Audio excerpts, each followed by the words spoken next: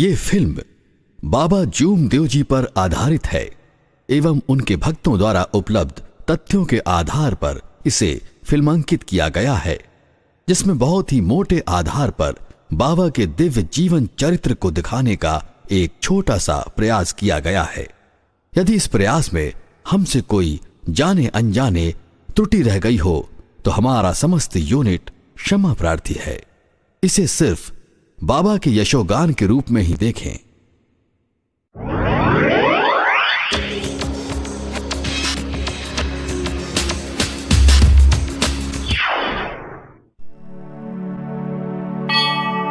भगवान बाबा हनुमान जी को प्रणाम। महान त्यागी बाबा जूमदेव जी को प्रणाम। परमात्माए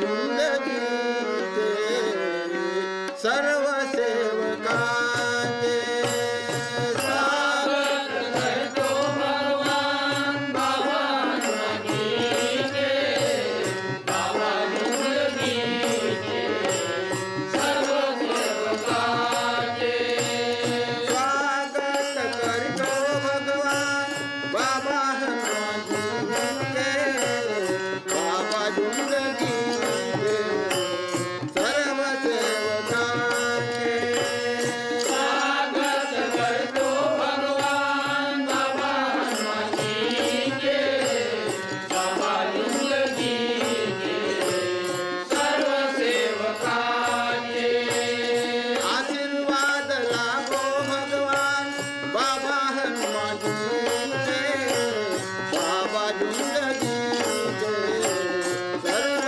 सेवकांचे आशीर्वाद लाभो भगवान बाबा हनुमानजींचे बाबा जिंदगीचे सर्व सेवकांचे श्रम केले बाबांनी तत्व मिळविण्याला श्रम केले बाबांनी तत्व मिळविण्याला श्रम केले बाबांनी तत्व मिळविण्याला श्रम केले बाबांनी तत्व मिळविण्याला निष्काम कर्तव्याने आले प्रकाशाला निष्काम कर्तव्याने आले प्रकाशाला तत्व शब्दने दिले मान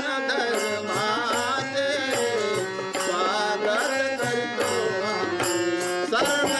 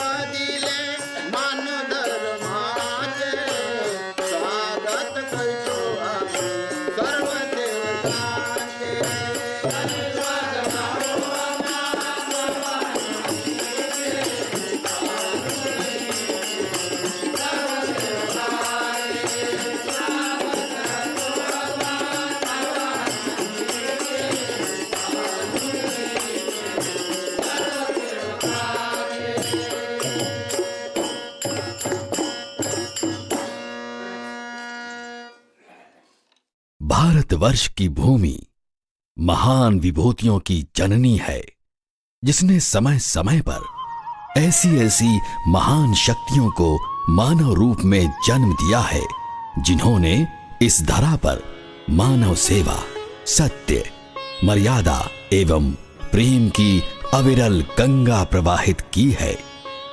इस गंगा के भागीरथ वे सब महान हस्तियां हैं, जिन्होंने समय काल एवं परिस्थितियों के अनुसार स्वयं को मानव धर्म एवं सेवा हेतु समर्पित किया। आज हम ऐसे ही महान तपस्वी, योगी, साधक, त्यागी बाबा जूमदेव जी का यशोगान करने जा रहे हैं, जिन्हें प्रत्यक्ष रूप से श्री हनुमान जी का साक्षात्कार एवं आशीर्वाद प्राप्त हुआ। आपके द्वारा स्थापित मानव धर्म युगों युगों तक समस्त ब्रह्मांड में सत्य, मर्यादा एवं प्रेम जैसे शाश्वत मूल्यों की ज्योति प्रज्वलित कर मानवता का प्रकाश प्रस्फुटित करेगा। आपका जन्म भारतवर्ष के महाराष्ट्र प्रदेश में नागपुर नामक शहर में हुआ। इसी शहर के गोलीबार चौक नामक मोहल्ले में बसे ठुब्रीकर खानदान में आपका जन्म हुआ। हलवा जनजाति के इस परिवार में 4 भाई तानवा, महादेव, विठोबा और बालाजी रहते थे, जिनका मूल व्यवसाय बुनकरी था। घर के आर्थिक हालात अत्यंत नाजुक होने के बावजूद चारों भाई मिलजुल कर प्रेम पूर्वक अपनी गृहस्थी चलाते थे। आम बच्चों जैसा बचपन, लेकिन दिव्यता की झलक चेहरे पर अवश्य विद्यमान थी।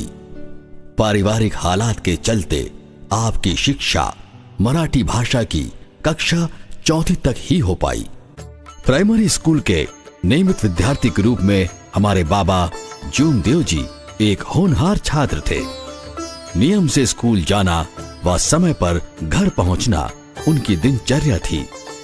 लेकिन जब भी स्कूल से वापस आने पर वे अपने घर आकर दरवाजे पर दस्तक देते और कोई प्रतिक्रिया न होने पर दरार से झांक कर देखते, तो उन्हें मां की बजाय विशालकाय एक आंख दिखाई देती थी।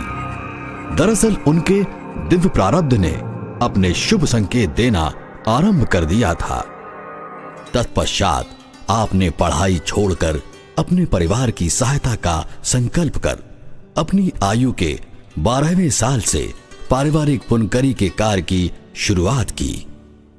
क्योंकि प्राचीन काल में शारीरिक सौष्ठव का अत्यंत महत्व था, बालक जूमदेव को भी बचपन में अखाड़े जाने का बड़ा शौक था और वे कुश्ती में अत्यंत पारंगत भी थे, जिस कारण से वे उस परिवार में पहलवान के नाम से प्रसिद्ध थे।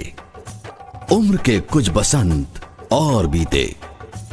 सामाजिक प्रथाओं एवं रस्मों के अनुरूप वर्ष 1938 में बाबा जी की उम्र के 17वें वर्ष में आपका विवाह नागपुर जिले के ही खापा गांव के निवासी बापूजी बुर्डे की सुकन्या एवं तड़फदार व अग्रगण्य बुनकर नेता श्री सोमाजी बुर्डे जी की छोटी बहन वाराणसी बाई के साथ संपन्न हुआ। विवाह होने के 2 वर्ष के उपरांत यानी 19 वर्ष की आयु में आपने बुनकरी का व्यवसाय छोड़ दिया और सेठ केसरी मल के यहाँ बही खाता लिखने का कार्य 30 रुपए मासिक वेतन के आधार पर करने लगे। ये सोने चांदी के जेवरों की दुकान थी। कर्तव्यनिष्ठ, कर्तव्यपरायण, सदा सत्यगामी बालक जूमदेव जी के महान गुणों में से एक सत्य व ईमान का प्राकट्य इसी दुकान में घटने वाली एक घटना से हुआ।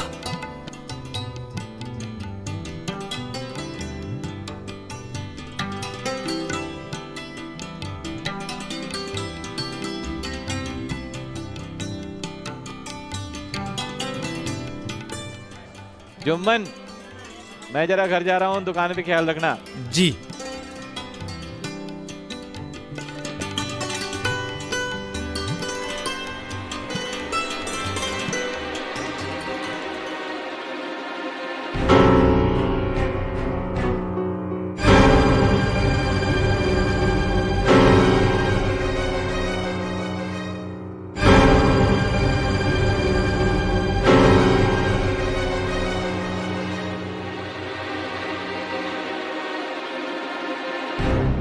हे देवा, इतना कीमती हार बाहर कैसे पड़ा है? अच्छा हुआ मेरी नजर पड़ गई, वरना ये किसी के हाथ लग जाता तो पता नहीं क्या हो जाता। क्या करूं? अलमारी तो बंद है, अब इस हार को कहां रखूं? यहां पर रखने से तो गड़बड़ हो सकती है। मुझे यह हार मामा जी के पास पहुंचा देना चाहिए।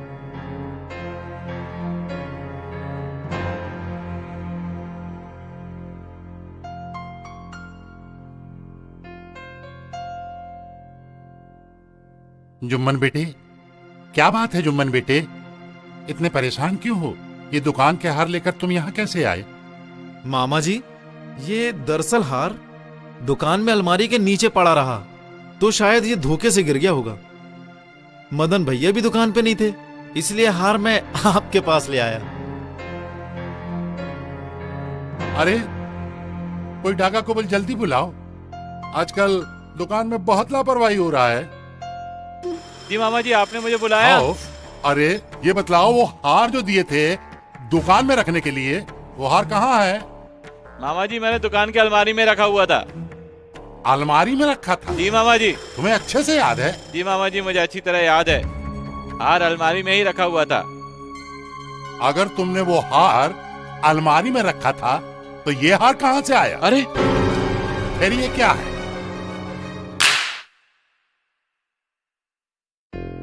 ये सीखो, इस मासूम बच्चे से सीखो। ये कितना ईमानदार है और तुम कितने लापरवाह हो। एक हार ठीक से रखना नहीं आता। ये बच्चे ईमानदार है, वफादार है, इसलिए ये हार मेरे पास लाकर दिया। और कोई दूसरा होता लेकर रफू चक्कर हो गया होता, फिर इसका जिम्मेदार कौन होता?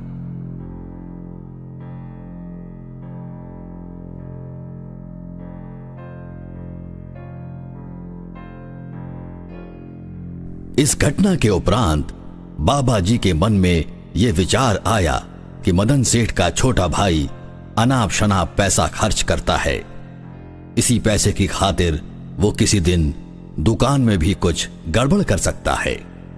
ये सब लोग जो आज मुझे ईमानदार कहते हैं, कल किसी घटना के घटने पर इनका दृष्टिकोण भी बदल सकता है।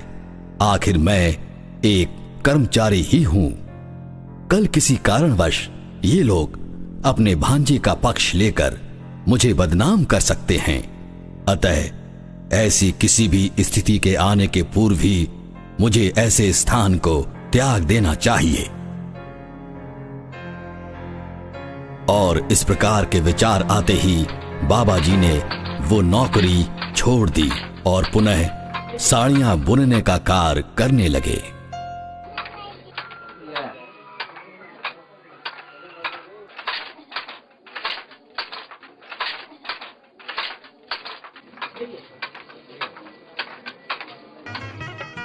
इसके पश्चात बाबा जी के बड़े साले श्री सोमाजी बुर्डे, जो कि विदर्भ बुनकर केंद्रीय सोसाइटी के अध्यक्ष थे, उन्होंने इसी सोसाइटी में बाबा जी को सुपरवाइजर की नौकरी दिलाई।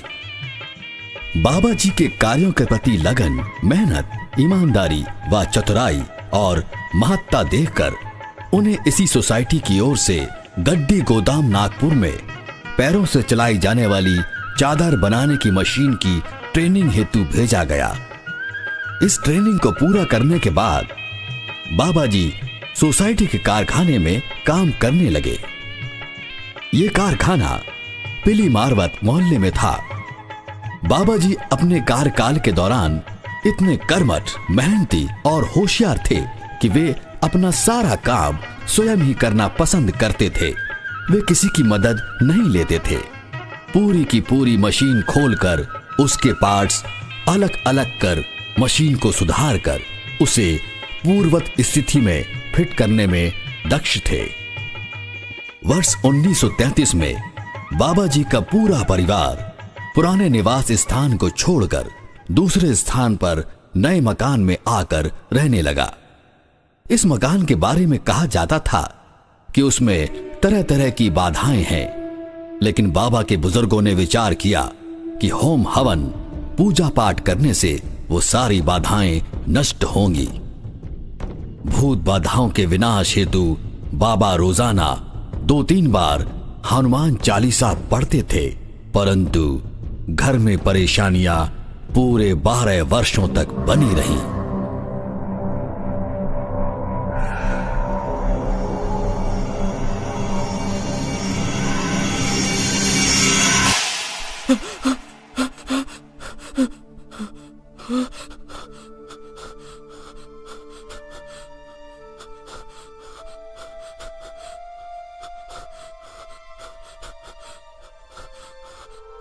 क्यों रे, क्यों बैठा है? क्या हुआ तेरे को? भैया मेरा पाँव किसने तो भी हिलाया और मुझे नींद से जगाया। मैं तो अभी इस कमरे में आया और अंदर भी कोई नहीं है। फिर तेरा पाँव किसने अलग किया?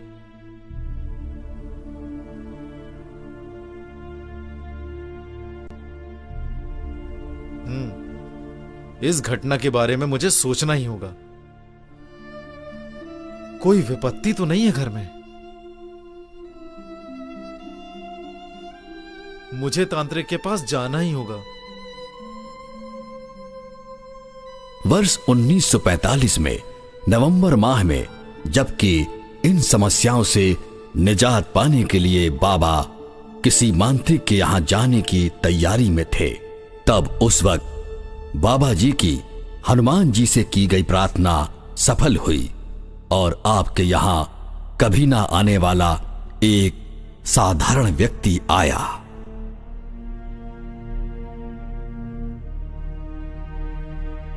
तू कहां जा रहा है भाई? भाई, पिछले कुछ वर्षों से हमारे घर में सुख शांति नहीं है। हमारे घर में अजीबोगरीब घटनाएं घट रही हैं। कोई समाधान नजर नहीं आ रहा। इसलिए तो तुम कहीं क्यों जाते हो भाई? मेरे पास परमेश्वरी कृपा प्राप्त करने का एक मंत्र है, जिसकी विधि करने से हमें परमेश्वरी कृपा प्राप्त होगी, जिससे सभी दुखों का विनाश होगा।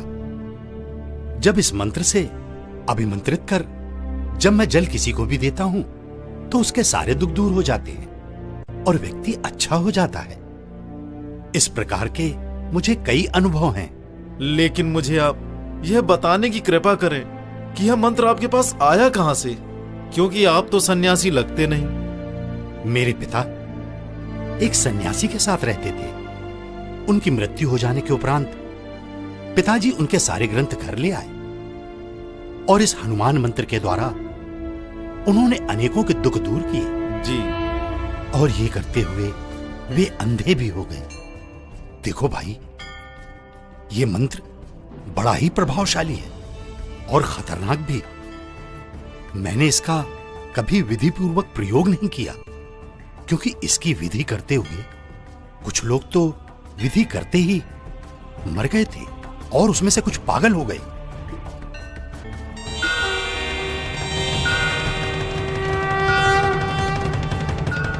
पर यह विधि मैं अवश्य करूंगा। ये विधि मैं अवश्य करूंगा। अपने घर की सुख शांति के लिए ये विधि मैं अवश्य करूंगा। तो इस तरह बाबा को वो दिव्य मंत्र प्राप्त हुआ, जिससे छोटे भाई को राहत मिली। और तब बाबा ने विचार किया कि इस मंत्र की विधि को विधि विधान से पूरा कर परिवार के दुखों को दूर करना होगा। इस प्रकार हमारे बाबा जी को भगवत प्राप्ति का मार्ग मिला। एक लंबे विचार विमर्श के उपरांत ये तय हुआ कि चूंकि ये मंत्र बेहद प्रभावशाली और खतरनाक भी है, इसलिए बाबा जी ने ही उस विधि को 41 दिन तक करने का निर्णय लिया, इस भावना के साथ कि उस मंत्र को विधि विधान से सिद्ध करने पर घर के सभी कष्ट नष्ट होकर पूरे परिवार को सदैव सुख और समाधान मिलेगा। या तो भगवत प्राप्ति होगी या मैं मरूंगा, परंतु पीछे नहीं हटूंगा। ये संकल्प बाबा की महानता को दर्शाता है।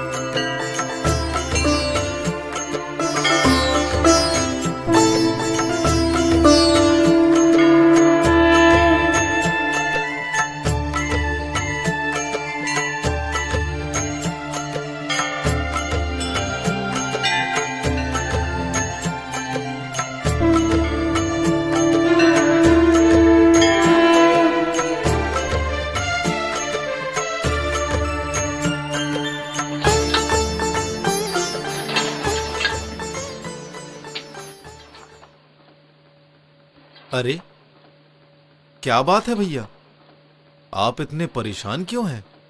क्या हुआ? बाबा, मेरी बिटिया की तबीयत बहुत खराब है। अरे क्या हुआ उसे? कुछ समझ में नहीं आता, फिर भी आप मेरे साथ चलकर उसे देखें, उसकी तकलीफ दूर करिए। भैया, तो तकलीफ दूर करने वाला भला मैं कौन होता हूं? वो बैठा है वहां, सारी दुनिया की तकलीफ दूर करने वाला। मैं तो केवल बाबा हनुमान को कपूर लगाकर मंत्र पाठ करता हूं, बाकी काम तो वही करते हैं।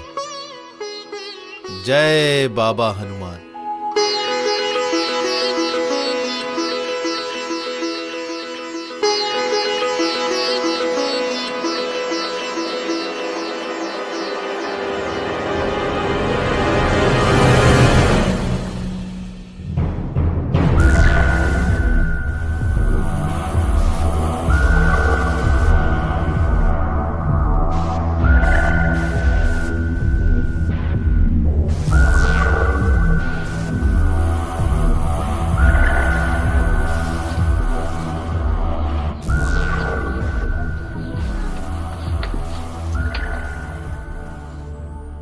बाबा हनुमान जी, इस बच्ची को तो बेहद कष्ट है। भगवान इस नादान का कैसा इम्तिहान ले रहे हैं। लगता है जिस विधि को मैं कर रहा हूं, उस विधि से बाबा हनुमान जी को प्रसन्न करना बेहद कठिन समझ में आता है। मुझे हनुमान जी से बात करनी ही होगी, करनी ही होगी, करनी ही होगी। क्योंकि बाबा जी जानते थे कि मेरी विधि बिल्कुल ठीक है, मेरा आधार बिल्कुल सही है। इस बच्ची की तकलीफें इसी विधि से दूर होंगी। बाबा का निश्चय बिल्कुल अटल था। उनका विश्वास क्षण मात्र को भी डगमगाया नहीं। हे बाबा हनुमान जी, आप अंतर्यामी हैं, सर्वज्ञ हैं, आपसे कुछ भी छुपा हुआ नहीं है। किस कारण से प्रभु आपने मुझ पर इतनी विपत्ति ला रखी है? उस बच्ची की तबीयत बेहद खराब है, मुझे उसकी ऐसी हालत देखी नहीं जाती प्रभु। अब तो आपसे यही विनती है, या तो उस बच्ची को सभी बाधाओं से मुक्त करें, या आप मुझे अपने पास बुला लें, अपने चरणों में विलीन करें।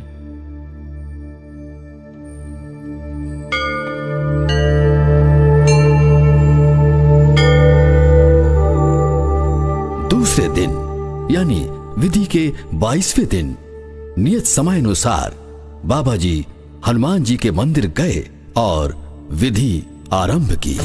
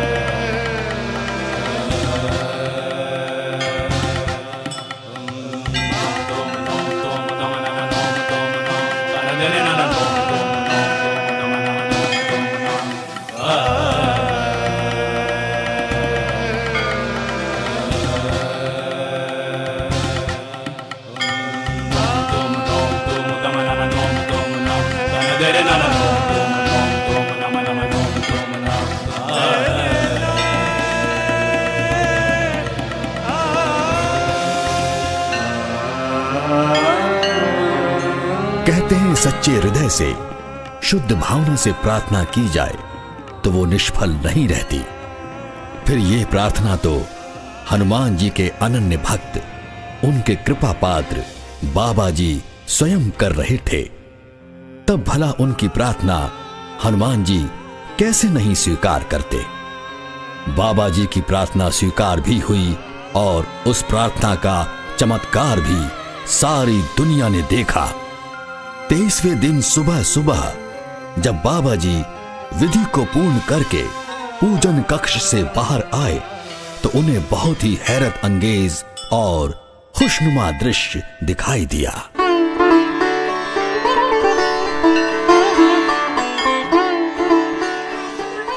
सारे जग का संकट दूर करने वाले बाबा हनुमान जी, आप कितने महान हैं, आप कितने दयालु हैं, आपकी महिमा अनंत है, आपके दया की कोई सीमा नहीं। आपने मेरी प्रार्थना स्वीकार कर ली।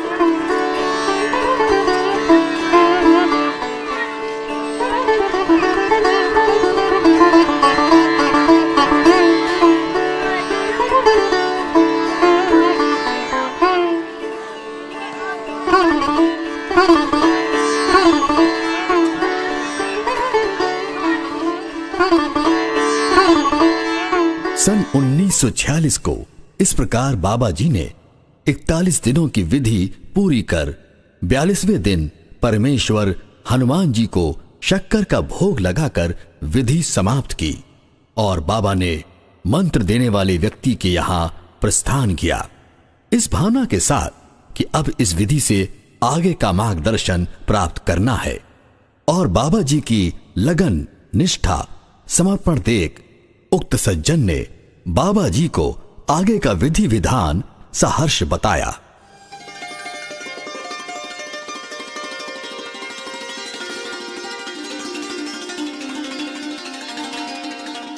बाबा जी हर रोज दिन में एक बार 7, 11, 21, 31, 41, 51 से लेकर 101 दिन तक इसी विधि से 108 बार मंत्र कहकर उतनी ही बार हवन में घी और हवन पुड़ी की आहुति डालनी पड़ती है।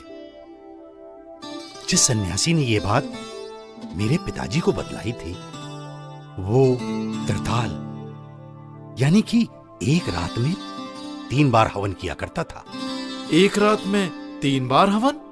जी हां, उसकी विधि के अनुसार ऐसा हवन सूर्यास्त के बाद आरंभ करना चाहिए एवं रात भर में 3 बार हवन कर सूर्योदय के पहले समाप्त कर देना चाहिए।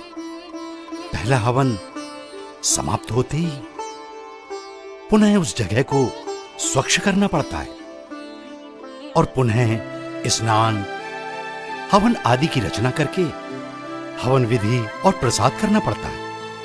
उसके उपरांत फिर जब तीसरी बार हवन करते हैं तो वही प्रक्रिया हमें दोहरानी पड़ती है। तो पुनः स्नान, स्वच्छता, प्रसाद वगैरह करना पड़ता है और इस तरह से रात भर में 3 बार हवन करने पड़ते हैं। देखिए, इस हवन को भी आप 7, 11, 21, 41 से लेकर 101 दिन तक कर सकते हैं। इस हवन में क्या क्या सामग्री लगती है?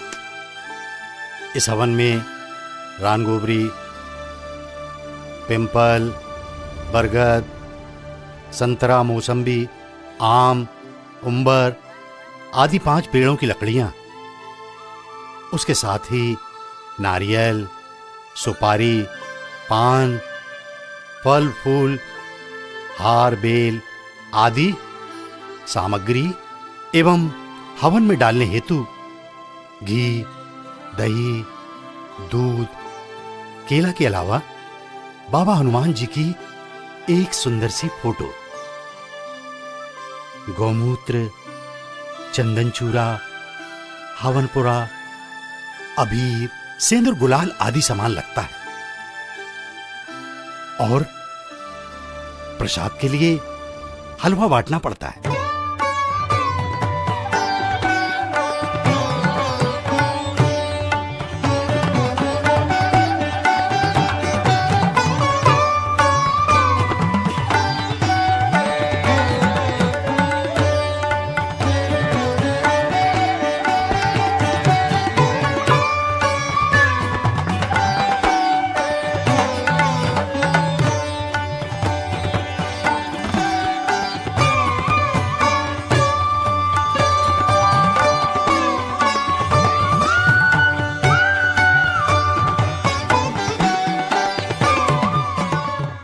इस प्रकार बाबा जी ने उस सज्जन व्यक्ति से अगली विधि की संपूर्ण जानकारी प्राप्त की और उसे लिपिबद्ध किया और शाम को ही बाबा लौटकर घर आ गए।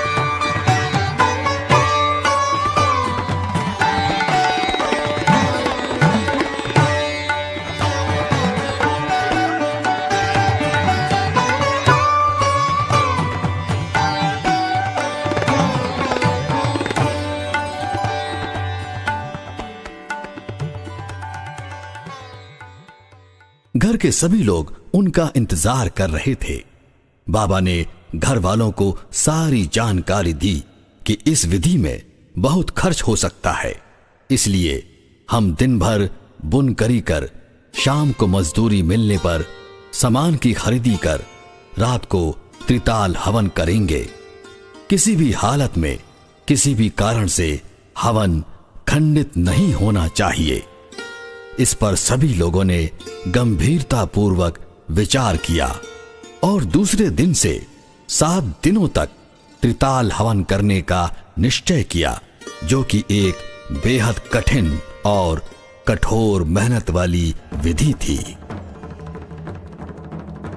इस प्रकार तय किए गए कार्यक्रम के अनुसार बाबा जी के परिवार के सभी सदस्यों ने दिन भर बुनकरी का कार्य करने के पश्चात जो मजदूरी मिली उससे हवन आदि का सामान बड़ी मुश्किल से जुटाया और जग कल्याण की भावना से बाबा जी ने त्रिताल हवन यानी एक रात्रि में 3 बार होने वाले प्रथम हवन की विधिवत शुरुआत साय 7 बजे से की। इस मार्ग के सेवक जिस प्रकार से हवन की रचना करते हैं, ठीक उसी प्रक्रिया को अपनाने के बाद हवन कार्य आरंभ किया गया। पहला हवन समाप्त होते ही दूसरा हवन, पुनः संपूर्ण विधि, फिर इसी विधि से तीसरा हवन। इस प्रकार पूरे 7 दिनों तक त्रिताल हवन विधिवत किया गया। इस दौरान पहला हवन समाप्त होने पर भोजन करने के बाद दूसरा हवन रात को 11 बजे से प्रारंभ किया गया एवं तीसरा हवन रात्रि 3 बजे प्रारंभ करके सुबह 5 बजे समाप्त हुआ। बाबा स्वयं हवन करते थे, अन्य किसी को भी हवन में आहुति डालने की अनुमति नहीं थी। हवन करते वक्त बाबा किसी से बात नहीं करते थे, किसी वस्तु की आवश्यकता पड़ने पर इशारा करते थे और जब कुछ पूछना हो तो लिखकर पूछते थे। इस त्रिताल हवन में श्री जागोबा जी जगह की साफ सफाई करते थे, रंगोली रचना इत्यादि भी करते थे। तो हमारी आई वाराणसी माता जी प्रसाद तैयार करती थीं। इस प्रकार 7 दिन त्रिताल हवन कर 7वें दिन सभी ने भोजन करके वहां के बड़े भाई श्री बालकृष्ण और नारायण राव घर के सामने ही रहते थे। इनमें से बालकृष्ण जी की पत्नी श्रीमती सीताबाई ऊपरी बाधाओं से परेशान थी, लेकिन जब बाबा जी ने त्रिताल हवन आरंभ किया तो उससे सीताबाई को राहत मिलने लगी। इसलिए परिजनों ने विचार किया कि बाबा जी से विनंती की जाए कि बाबा हमारे घर पर हवन कार्य करें। तुम लोग इन्हें संभालो, मैं बाबा से मिलके आता हूँ, ठीक है?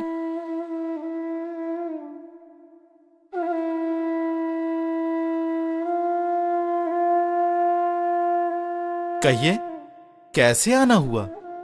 बाबा, आप तो जानते ही हैं कि सीताबाई ऊपरी बाधाओं से परेशान हैं। कितना समय बीत गया है बाबा।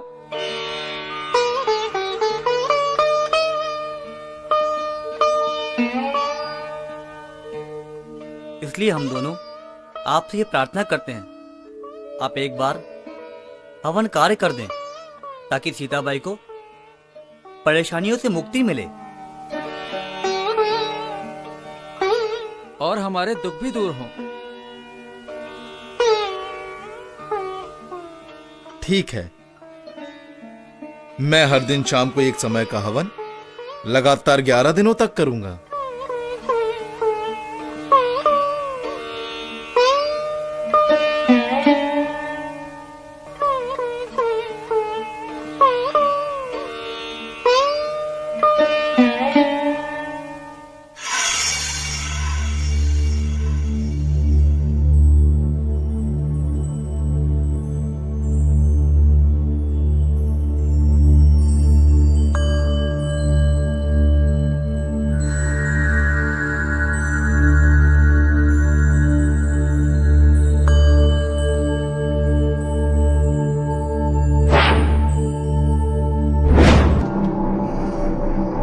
तुम्हें बर्बाद कर दूंगा। तुम क्या समझते हो तू मुझे पकड़ लेगा?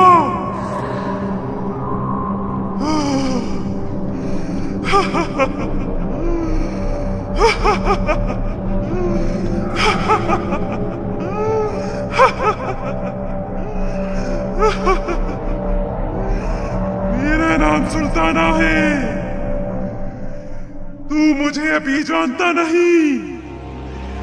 मैं इमली के पेड़ पे रहती हूँ। इसने मुझे उजाड़ा है, मैं इसे उजाड़ दूंगी।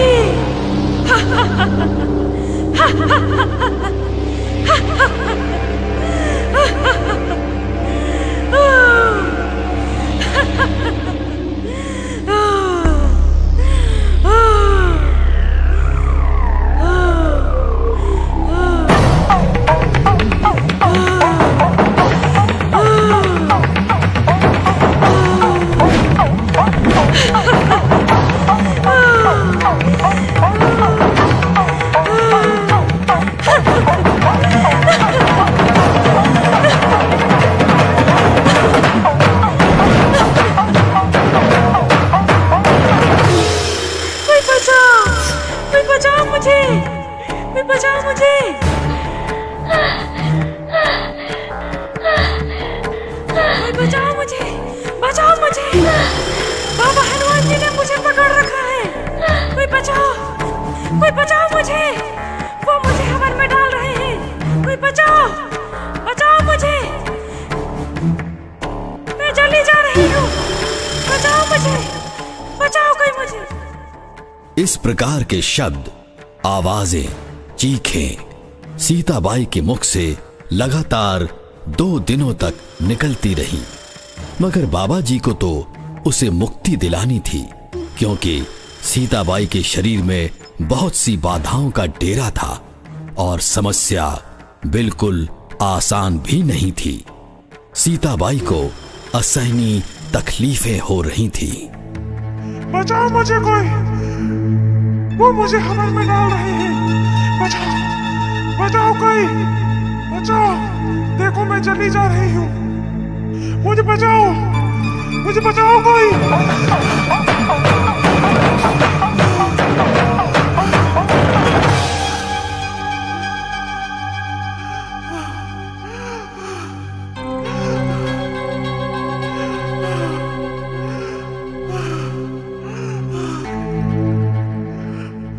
हे बाबा हनुमान जी, मेरे सामने ये बड़ी समस्या खड़ी हुई है। सीताबाई को तकलीफ हो रही है। आप उस पर दया करें, कृपा करें, उसे इस समस्या से मुक्ति दिलाएं बाबा हनुमान जी, मुक्ति दिलाएं। मैं पार्वती हूँ। बाबा हनुमान जी मुझे कैलाश बुलाने आए और कहने लगे,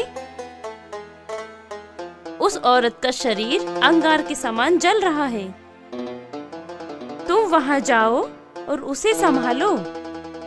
सुनो, मेरा सारा शरीर अंगार के समान जल रहा है।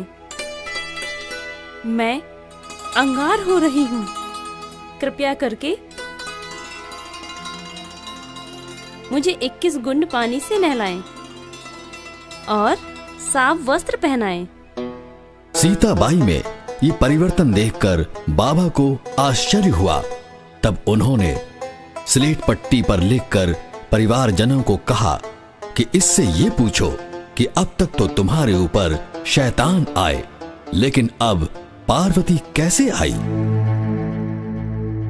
क्यों? अभी तो तुझे शैतान आ रहा था, ये पार्वती कैसे आ गई? हनुमान जी मुझे कैलाश पर्वत पे बुलाने आए और मुझसे कहा उस झाड़ के शरीर में प्रवेश करो और उसे बचाओ।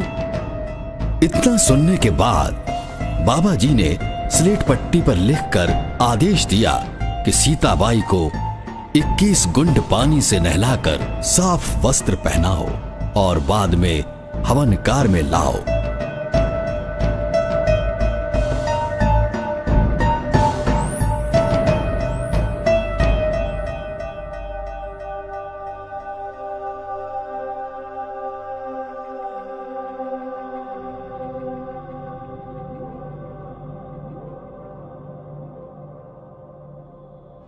बाबा के आदेशानुसार सीताबाई को 21 कुंड पानी से नहलाकर उसे साफ वस्त्र पहनाए गए।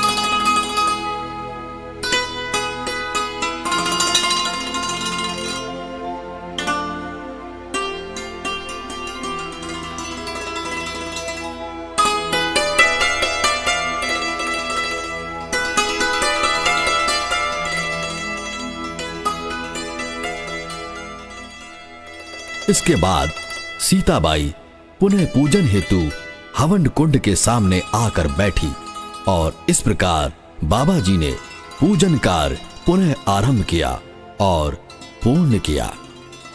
हनुमान जी के आशीर्वाद, कृपा और बाबा जी के अथक परिश्रम का प्रसाद पाकर वो पूर्ण स्वस्थ हुई और उस दिन से सीताबाई के शरीर में कोई बाधा नहीं आई।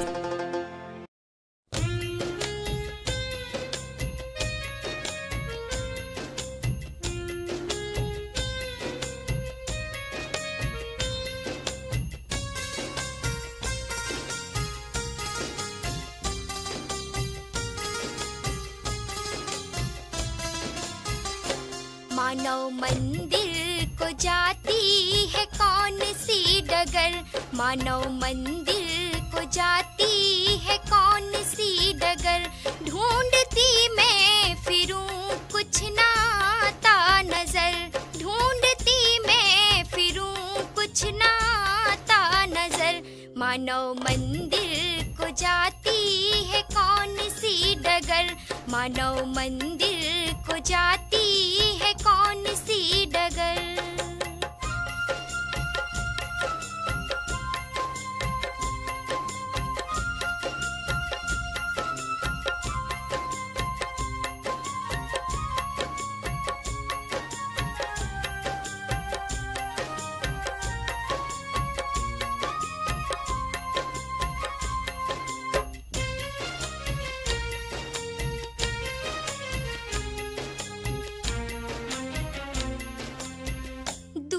बड़ी है नागपुर सहरिया, मैं मूर्ख इसकी राह न जानूं, मुझको राह दिखा दो बाबा, मैं अज्ञानी भूली भटकी, इतनी कृपा तो कर दो बाबा, मैं तेरे चरणों को पालूं, जाऊं ना फिर कभी तेरा दर छोड़ के, जाऊं ना फिर कभी तेरा दर छोड़ के, ढूंढती मैं फिरूं कुछ ना आता नजर, ढूंढती मैं फिरूं कुछ ना आता मानव मंदिर को जाती है कौन सी डगर।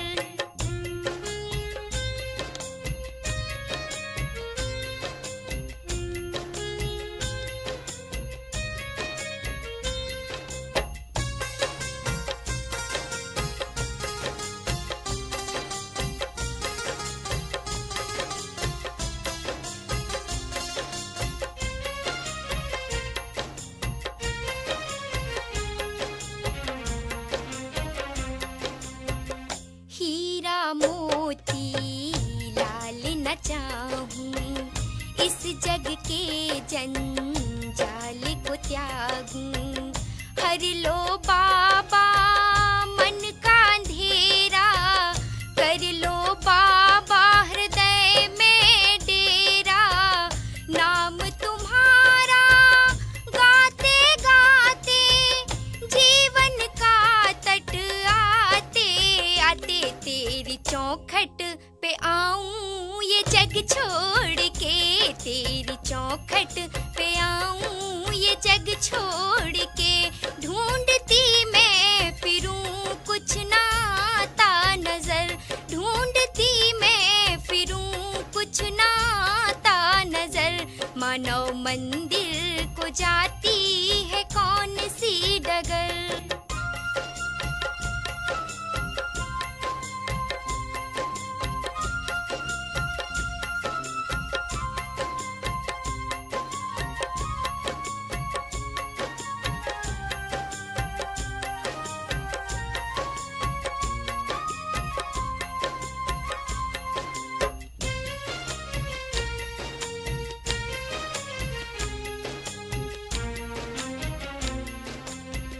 चिड़िया होती तो उड़ आती, तेरे चरणों में गिर जाती।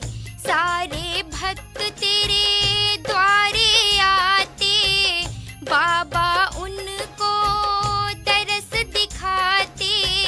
मैं क्यों बाबा इतनी अभागी, अब तक मुझको त्यागी। बाबा एक बार मुझको पिदर पे बुला, बाबा एक बार मुझको भी दर पे बुला। ढूंढती मैं फिरूं कुछ नाता नजर, ढूंढती मैं फिरूं कुछ नाता नजर। मानव मंदिर को जाती है कौन सी डगर। चूंकि यहाँ पर बाबा जी को 11 दिन हवन करना था, अतः 11वें दिन जब हवन कार्य चल रहा था, तब बाबा जी के पास वही व्यक्ति आया जिसने उन्हें ये दिव्य मंत्र व त्रिताल हवन की संपूर्ण विधि बतलाई थी।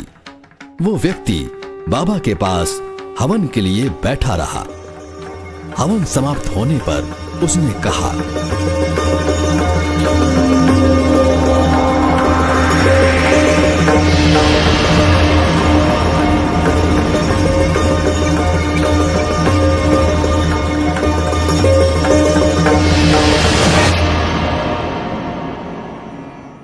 बाबा जी, आपके इस हवन कार्य के दौरान मुझे बड़ा अनोखा अनुभव हुआ। मैं जिस जगह पर बैठा हुआ था, यह स्थान आपके हवन कार्य के दौरान जोर जोर से हिल रहा था, लेकिन हवन समापन हेतु जैसे ही आपने अंतिम आहुति दी, यह स्थान हिलना बंद हो गया। हाँ बाबा, जय हो बाबा की।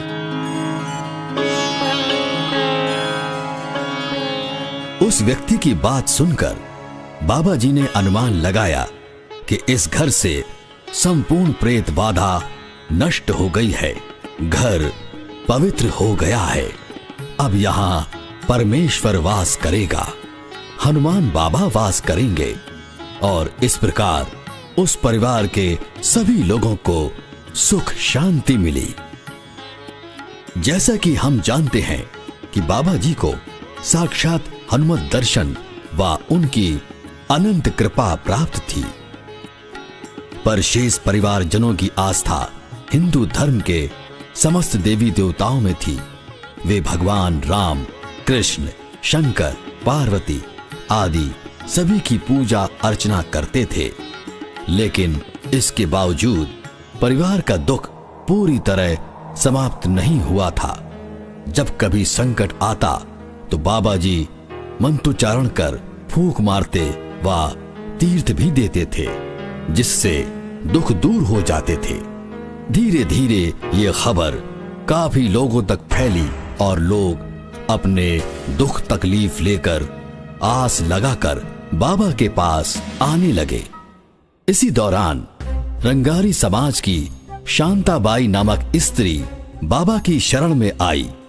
वो ऊपरी बाधाओं से बहुत ही बुरी तरह से परेशान थी।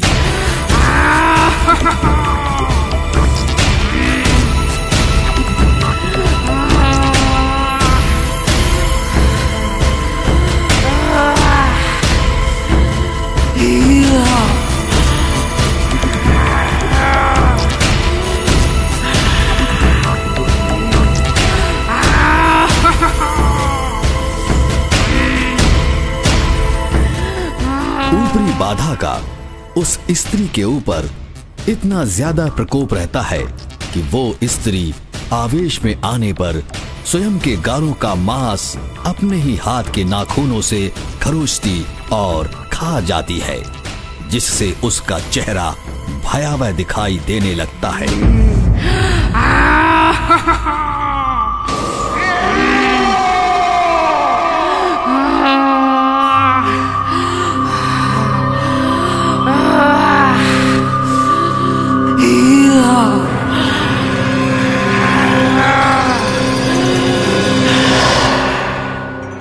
ये देखकर बाबा जी सोच में पड़ जाते हैं।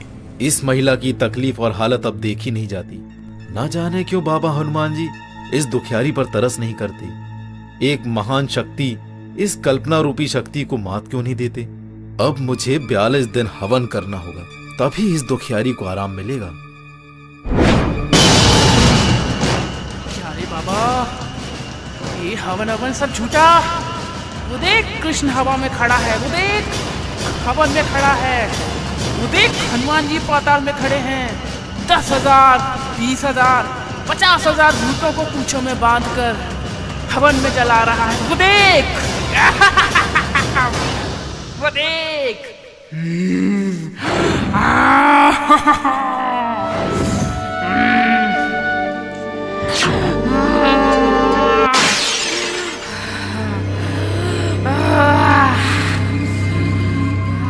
इस प्रकार जब ये स्त्री अरबों खरबों भूतों की बात बताती तो बाबा ने इस पर विचार किया कि आखिर इतनी बलाएं आती कहां से हैं। लगता है जितने लोग मरते हैं वे सब भूत शैतान बनते हैं और उन्हें मुक्ति नहीं मिलती। इसलिए उनको मुक्ति दिलाने के लिए परमेश्वरी कार्य करना बहुत महत्वपूर्ण है। इस प्रकार बाबा जी ने पूरे 42 दिन हवन विधि कर शांताबाई के शरीर में आने वाले भूत पिशाच निकाले। इस दौरान हवन की राख से शांताबाई के गालों के जख्म भी पूरी तरह भर गए और मांस निकालने की उसकी खतरनाक आदत भी समाप्त हो गई। परंतु कहते हैं भगवान की लीला निराली होती है, उसे भगवान ही जानते हैं। बाबा जी के इतने अथक परिश्रम के उपरांत भी शांताबाई के शरीर में पूरी तरह भूत आना बंद नहीं हुआ था। अगले दिन वो पुनः वैसी ही हरकतें करने लगी। बाबा ने काफी जी तोड़ प्रयास किया लेकिन समाधान नहीं निकला और इस प्रकार सारा दिन बीत गया। शाम भी हो चली, रात होने लगी। तब बाबा जी ने ये विचार किया, समझ में नहीं आता कि ये कल्पना रूपी शक्ति साक्षात हनुमान जी जैसी महान शक्ति के सामने कैसे टिकी हुई है। इसका अर्थ यह है कि हनुमान जी भगवान राम, भगवान शंकर, देवी दुर्गा, इन सब देवताओं में इस तुच्छ सी कल्पना रूपी शक्ति को नष्ट करने का सामर्थ्य नहीं है। हे बाबा हनुमान जी, आप स्वयं साक्षात ईश्वर हैं। आपने समस्त देवी देवताओं से मेरा साक्षात्कार कराया है। आप इतनी विराट शक्ति होकर भी इस महिला में घुसे शैतान को निकाल नहीं सकते? यदि आप ऐसा नहीं कर सकते तो आप स्वयं मुझे ऐसा बतलाएं कि ऐसी कौन सी शक्ति है जो इन शैतानों को एक ही पल में निकाल देगी। इसके बाद बाबा हनुमान जी, मैं किसी भी देवता को नहीं मानूंगा।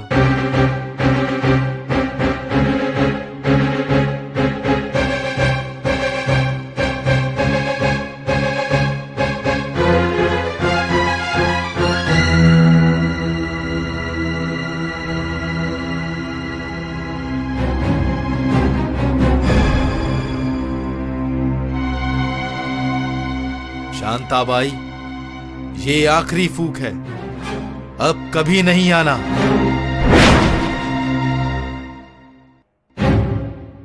बाबा जी के संकल्प कि मैं इसके बाद किसी देवता को नहीं मानूंगा के पश्चात आपने जो प्रक्रिया की, उसके फल स्वरूप शांताबाई के शरीर से भूत हमेशा हमेशा के लिए निकल गया और वो ठीक होकर घर गई तो दोबारा वापस नहीं आई। इस प्रकार उसके शरीर से भूत नष्ट हुआ और शांता को राहत मिली। लेकिन ये परिणाम देखकर बाबा को आश्चर्य हुआ। उनका ध्यान अपनी प्रतिज्ञा पर भी गया और वे सोचने लगे कि आखिर कौन सी ऐसी दिव्य शक्ति है जिसने उस बाई के शरीर का भूत नष्ट किया। मैं उस शक्ति को खोज कर ही रहूंगा। और इस प्रकार से बाबा जूमदेव जी को एक भगवंत प्राप्ति का मार्ग मिला, जो आगे जाकर बाबा जी के अनुयायियों के लिए एक दिव्य सिद्धांत व संदेश बना। हे बाबा हनुमान जी, इस संसार में ऐसी कौन सी शक्ति है जो शैतान को एक ही पल में निकाल देती है? मैं तो अब बड़े धर्म संकट में फंस गया हूं कि भूत किसे कहें और भगवान किसे कहें। इसका स्पष्टीकरण कृपया करके समझा दीजिए। इतना प्रश्न पूछने के बाद बाबा को ऐसा अनुभव हुआ जैसे कि साक्षात हनुमान जी के मुख कमल से ये वचन प्रस्तुत हो रहे हैं। हे भक्त, वो एक ही परमेश्वर है जिसने सृष्टि का निर्माण किया है। वो एक ही जागृत शक्ति है जो निराकार है। वो 24 घंटे चैतन्य है। उसे प्राप्त करने के लिए 5 दिन हवन करना पड़ेगा। इसके बाद बाबा सुध बुध खो चुके थे। कुछ देर पश्चात बाबा जी ने निराकार अवस्था में ही घर के लोगों को संबोधित किया कि हम लोग 5 दिन हवन करेंगे।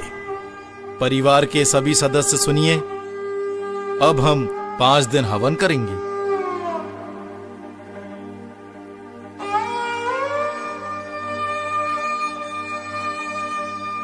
20 अगस्त सन 1948 की श्रावण माह की प्रतिपदा तिथि दिन शुक्रवार को सायंकाल में बाबा जी ने इस दिव्य हवन की शुरुआत की। 5वें दिन हवन समाप्त होते ही बाबा का तादात्म्य ईशलोक से ब्रह्मलोक में स्थापित हो गया। वे देहमान भूल गए और निराकार अवस्था में आए और इस अवस्था में बहुत आक्रांत होकर रोने लगे। मैं कहां आ गया? घर वालों, मेरी बात सुनो, मैं कहां आ गया हूं? सेवक भगवान बन गया? बाबा, बाबा, आप चुप हो जाओ बाबा, आप शांत हो जाओ। हवन समाप्त होते ही पुनः बाबा का शरीर घूमने लगा। उनका ब्रह्मांड चढ़ा और वे निराकार स्थिति में आए। कुछ समय बीतने के बाद उनके मुख कमल से ये उद्गार निकले। इस देश में जितने लोग भी हिंदू धर्म को मानते हैं, हिंदू धर्म के देवी देवताओं को मानते हैं, जैसे राम, कृष्ण, शंकर, सभी देवी देवता, ब्रह्मा, विष्णु, महेश, सभी औलिया, जैसे साईं बाबा और समस्त धर्म गुरु। इस प्रकार विश्व के समस्त देवताओं का परिचय बाबा को प्राप्त हुआ। इनमें शेषनाग भी थे। ये संपूर्ण क्रिया पूरी होने के बाद बाबा के शरीर में एक भगवान आए और उस समय बाबा के श्रीमुख से ये उद्गार निकले, मैं सबका एक भगवान हूं। सेवक, तू मुझे कहां ढूंढ रहा है? मैं 24 घंटे तेरे पास हूं। जिस क्षण मैं तुझसे दूर जाऊंगा, तेरा शरीर मृत हो जाएगा। तब बाबा को लगा कि मैं कितना पागल हूं। भगवान मेरे पास होकर मैं उसे ढूंढ रहा हूं। और इस प्रकार उस दिन बाबा जी के मुख से अनेक दिव्य वचन प्रकट हुए। मैं कितना पागल हूं। भगवान मेरे पास है और मैं उसे ढूंढ रहा हूं। परिवार के लोग सुनो, इस परिवार के समस्त सदस्य सभी भगवानों की पूजन बंद करके सिर्फ एक ही भगवान की पूजन करें। श्री भगवान बाबा हनुमान जी की पूजन करें। जय भगवान बाबा हनुमान जी की। और इस आदेश के बाद सभी परिजनों ने बाबा को आश्वासन दिया कि आज से हम सब एक ही भगवान को मानेंगे। और उसी दिन घर में सभी देवताओं की पूजा बंद हुई, मंदिर जाना बंद हुआ। इस प्रकार बाबा ने एक भगवान की प्राप्ति की जो विधि आरंभ की, श्रावण पक्ष की षष्ठी तिथि होने के कारण प्रत्येक वर्ष इसी दिन समस्त सेवक एक भगवंत का प्रकट दिन के रूप में अपने अपने घर हवन कार्य कर इस शुभ दिन की याद में मनाते हैं। इस मान्यता के साथ कि ये मानव धर्म का सबसे बड़ा त्योहार है। और इसी शुरुआत के दिन से ही हमारे बाबा जी हनुमान जी को अपना गुरु मानने लगे। महान त्यागी बाबा जूमदेव एक भगवान प्राप्ति के उपरांत लगातार विदेह अवस्था में रहे। ये एक ऐसी अवस्था होती है जबकि साधक देह में रहकर भी देह से बहुत ऊपर चेतना के स्तर पर अवस्थित होता है। इसी अवस्था को समाधि अवस्था भी कहा जाता है। जब काफी दिनों तक बाबा इसी अवस्था में रहे तो चिंतित परिवार जनों ने उनसे प्रार्थना की, हे भगवान बाबा हनुमान जी, सेवक की यह स्थिति कब तक रहेगी? आपको आपका भाई इतना प्यारा था, आपको इतनी हमदर्दी थी, तो आपने उसे भगवान की सेवा में क्यों भेजा? उस समय आपने उन्हें रोकना था। अब सेवक भगवान का हो गया, ना किसी का रहा और भगवान सेवक का हो गया। मेरा सर सेवक का धड़ और सेवक का सर मेरा धड़ हो गया। इस तरह दोनों की आत्मा एक हो गई।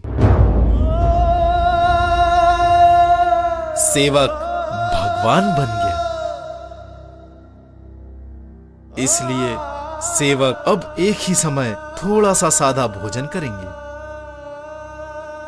जिसमें दाल, चावल, सब्जी और घी होगा।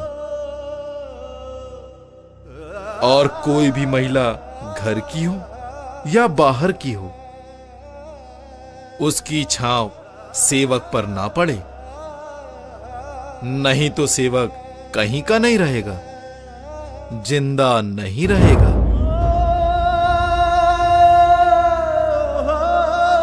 प्रभु, भगवान या भगवंत की ये प्रेरणा जब बाबा जी के मुख से प्रकट हुई तो इसमें समाज के लिए सेवा, समर्पण, श्रद्धा, स्वच्छता का एक महान संदेश विहित था, जिसे आज समाज में बहुत से लोग मानते हैं। बाबा विदेह अवस्था में होने पर रात दिन सारे विश्व में एक विशालकाय वृहद नेत्र को देखते थे। प्रकृति के विपरीत यदि ब्रह्मांड स्वरूप कोई वस्तु का आकार बन जाए तो स्वाभाविक है कि सामान्य मनुष्य घबराएगा। इसी प्रकार उस आसमान बराबर विशालकाय नेत्र को देखने की हिम्मत बाबा जी की नहीं होती थी। तब बाबा जी ने अपने बड़े भाई श्री बालकृष्ण जी से कहा, भैया भैया भैया भैया, मुझे इस घर पर महाकाय विशालकाय एक ही आंख दिखाई दे रही है, जिसे देखकर मुझे डर लग रहा है भैया। मैं वो आंख देख नहीं सकता भैया। भैया, ये विशाल नेत्र बाबा जी को 1.25 महीने से लगातार दिख रहा था। अपने भाई बालकृष्ण के यहां भी बाबा नींद से जाग जाते थे, क्योंकि उन्हें बाबा हनुमान जी की बहुत बड़ी आकृति दिखती थी। तब बाबा अपने भाई से कहते हैं, भैया मुझे इस घर पर महाकाय विशाल एक ही आंख दिखाई देती है, वह देखकर मुझे डर लगता है, इसलिए वह आंख मैं नहीं देख सकता।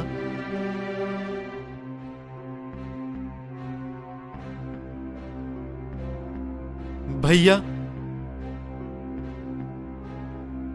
तुम बाबा हनुमान जी को बताओ, तुम मेरे भाई के पीछे मत पड़ो, अपने मंदिर में जाकर रहो।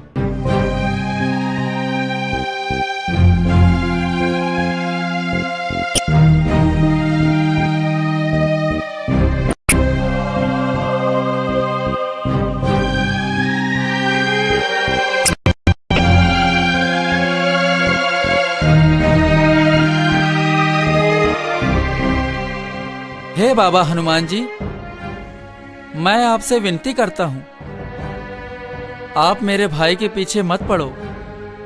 उसका परिवार है, उसकी अपनी जिम्मेदारियां हैं। हे प्रभु, दया करके उसे आजाद करने की कृपा करें। इस अवस्था में लगभग 3 महीने बीतने के बाद एक दिन बाबा ने अपने परिवारजनों को निराकार बैठक में मार्गदर्शन इस प्रकार दिया। आप सब लोग ध्यान से सुनो। सभी लोग मिलकर 3 माह तक भगवान से विनती करो, हमारे भाई की यह अवस्था समाप्त कर उसे गृहस्थी में रखें। जय बाबा हनुमान। बाबा के कहे अनुसार घर के सभी लोगों ने 3 माह लगातार सूर्योदय के पूर्व एक भगवंत के नाम से अगरबत्ती व कपूर लगाकर विधि अनुसार विनंती की। 3 माह पूर्ण होने पर दूसरे दिन हवन कर उसकी समाप्ति की और उसी दिन बाबा होशो हवास में आए। उनकी विदेह अवस्था समाप्त हुई और इसी के साथ उनका लगभग 3 वर्ष का प्रज्ञातवास भी समाप्त हुआ। इसके बाद बाबा की कीर्ति चारों ओर फैलने लगी। दूर दूर से आकर लोग उनके सेवक बनने लगे। महान त्यागी बाबा जूमदेव जी को विदेह अवस्था में एक भगवंत प्राप्ति की साधना के दौरान परमेश्वर ने 4 वचन प्रदान किए और यही वचन बाबा जी ने भगवत प्राप्ति के लिए, निष्काम कर्म योग साधने के लिए और मानव जीवन में सफल होने के लिए 4 तत्वों के रूप में प्रदान किए। पहला, परमात्मा एक। दूसरा, मरे या जिए भगवत नाम पर। तीसरा, दुखदारी दूर करते हुए उद्धार। चौथा, इच्छा अनुसार भोजन। बाबा द्वारा प्रदत्त 3 शब्द इस प्रकार हैं। पहला, सत्य बोलना। दूसरा, मर्यादा का पालन करना। तीसरा, प्रेम के साथ व्यवहार करना।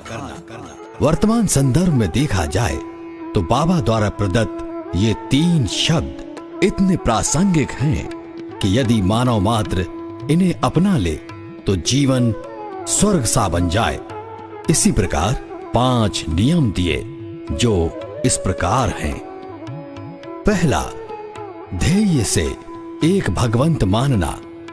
दूसरा, सत्य, मर्यादा, प्रेम, सेवकों और परिवार में स्थापित करना। तीसरा, अनेक बुरे व्यसन बंद करना जिसमें वर्तमान समय की सारी बुराइयां शामिल हैं। चौथा, परिवार और सेवकों में एकता कायम करना। पांचवा, मानव मंदिर सजाने के लिए दान देना, अपना परिवार मर्यादित रखना इत्यादि। महान त्यागी बाबा जूम देव जी ने एक परमेश्वर प्राप्ति के बाद मानव धर्म स्थापन किया। नया धर्म होने से उन्होंने लगातार 56 वर्षों तक दिन रात इस मार्ग का प्रसार करने के लिए गांव-गांव दौरा किया।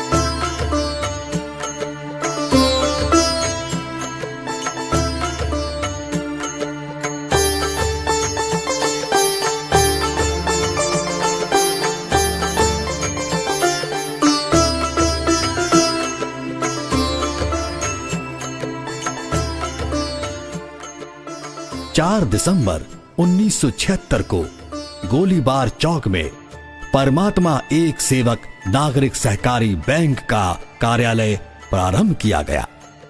तत्कालीन महाराष्ट्र राज्य के सहकार मंत्री श्री रामकृष्ण जी बेद की अध्यक्षता में और Shri VM Joglekar retired director Maharashtra राज्य सहकारी बैंक मुंबई की प्रमुख उपस्थिति में बैंक के संस्थापक महान त्यागी बाबा जूमदेव जी के बैंक का उद्घाटन संपन्न हुआ।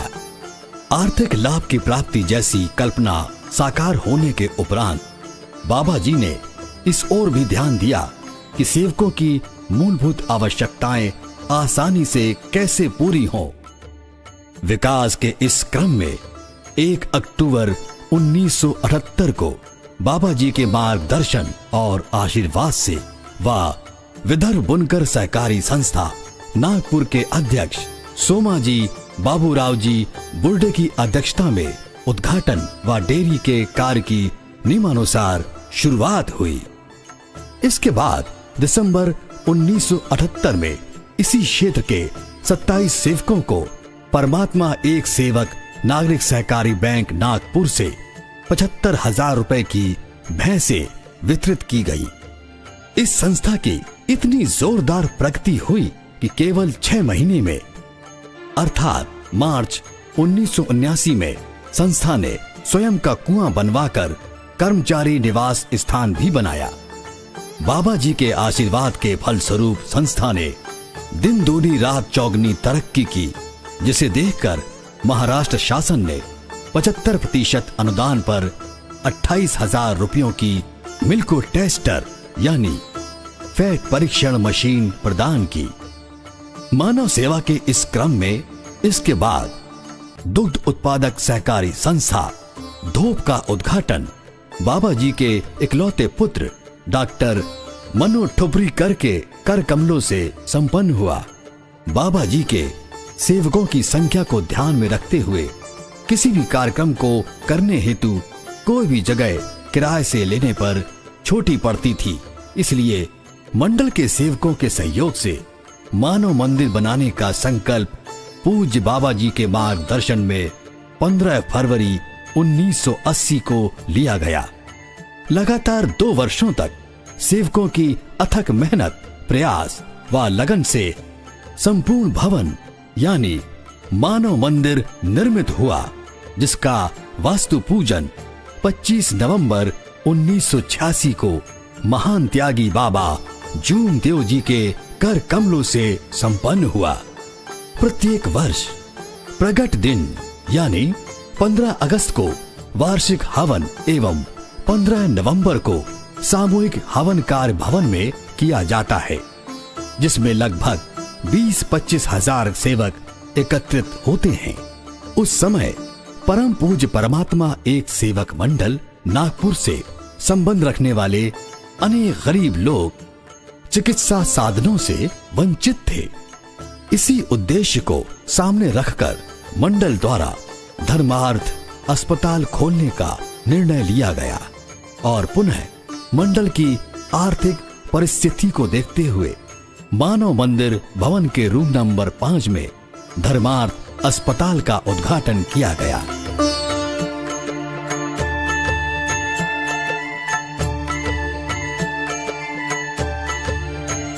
इस प्रकार महान तपस्वी, योगी, साधक, त्यागी बाबा जूमदेव जी अपने आराध्य हनुमान जी के अनन्य भक्त बनकर मानवता की सेवा में ताउम्र समर्पित रहे और समय की परिधि को स्वीकार करते हुए श्री हनुमान जी का ये अनुपम भक्ति पुंज उन्हीं के दिव्य स्वरूप में समाहित हो गया। किंतु बाबा का असीम प्यार, अपनत्व और आशीर्वाद समस्त सेवकों के लिए सदैव एक वरद हस्त के स्वरूप में हमेशा विद्यमान रहेगा।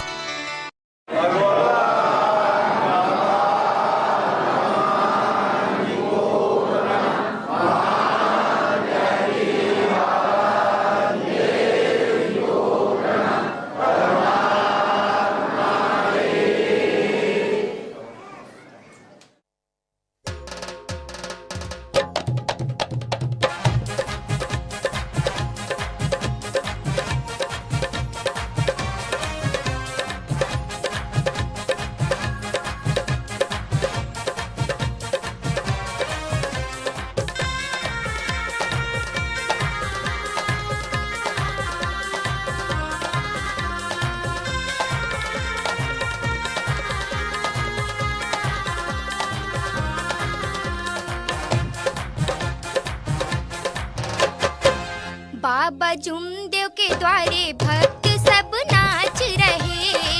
बाबा तेरे द्वारे भक्त तेरे नाच रहे। बाबा जुमदेव के द्वारे भक्त सब नाच रहे। बाबा तेरे द्वारे भक्त तेरे नाच रहे। बाबा तेरे द्वारे भक्त तेरे नाच रहे।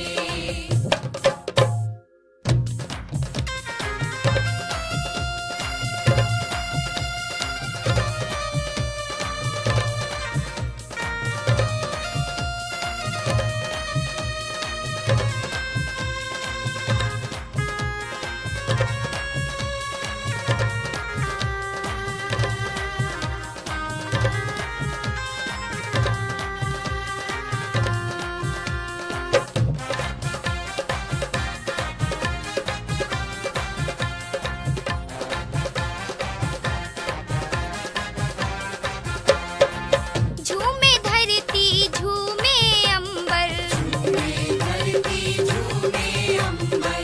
झूमे नदिया और समंदर। झूमे नदिया और समंदर। झूमे धरती झूमे अंबर। झूमे नदिया और समंदर। झूमे चंदा तारे भक्त तेरे नाच रहे। बाबा जुमदेव के द्वारे भक्त सब नाच रहे। बाबा तेरे द्वारे भक्त तेरे नाच रहे। बाबा तेरे द्वारे भक्त तेरे नाच रहे।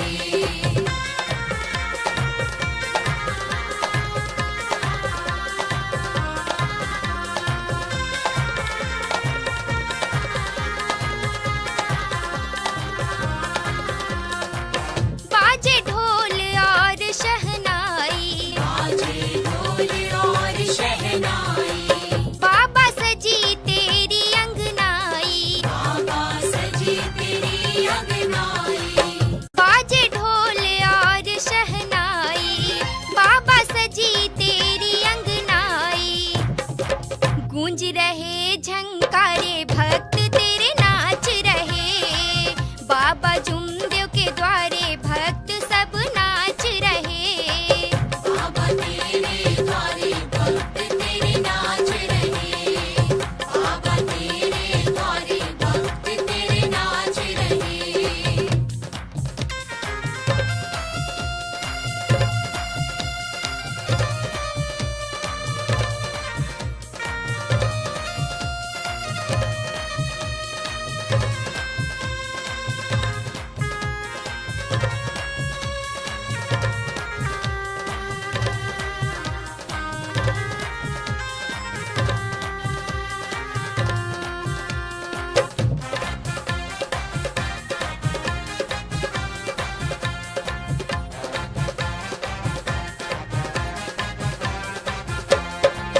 तेरी चौखट को सब चूमे। तेरी चौखट को सब चूमे। छोटे बड़े यहाँ सब झूमे। छोटे बड़े यहाँ सब झूमे। तेरी चौखट को सब चूमे। छोटे बड़े यहाँ सब झूमे।